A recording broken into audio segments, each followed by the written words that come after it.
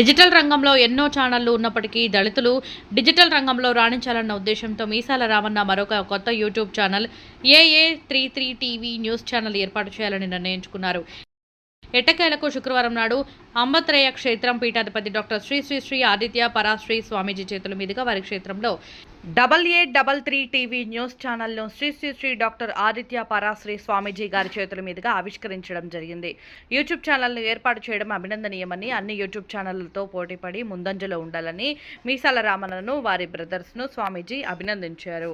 మీసాల రామన్న మాట్లాడుతూ తమ channel లోగోను AA33 TV news ఛానల్ను శ్రీ శ్రీ శ్రీ డాక్టర్ ఆదిత్య పరాశ్రీ స్వామీజీ గారి చేతుల మీదుగా ఆవిష్కరించడం ఎంతో గొప్ప అదృష్టంగా భావిస్తున్నామని, అన్ని యూట్యూబ్ ఛానళ్లతో పాటు AA33 టీవీ న్యూస్ ఛానల్ను ప్రేక్షకులందరూ సపోర్టుగా ఉండాలని కోరారు. మరి అదేవిధంగా 2027 సంవత్సరానికి మహనీయుల జయంతి ఉత్సవాల సందర్భంగా తెలంగాణ దండోరా రాష్ట్ర గౌరవ అధ్యక్షులు దొమ్మాటి శివకుమార్, కోఆర్డినేటర్ మీసాల ఎల్లేష్, తెలంగాణ దండోరా రాష్ట్ర మహిళా ప్రధాన కార్యదర్శి మీసాల రుద్రమదేవి, హైదరాబాద్ జిల్లా అధ్యక్షులు దొమ్మాటి నాగమణి తదితరులు దళిత రత్న అవార్డులు అందుకున్న సందర్భంగా తెలంగాణ దండోరా వ్యవస్థాపక అధ్యక్షుడు మీసాల రామన్న గారి ఆధ్వర్యంలో అంబత్రేయ క్షేత్రం పీఠాధిపతి డాక్టర్ శ్రీ శ్రీ శ్రీ ఆదిత్య పరాశ్రీ స్వామీజీ గారు అవార్డు గ్రహీతలను శాలువాతో ఘనంగా సన్మానించి అభినందించారు.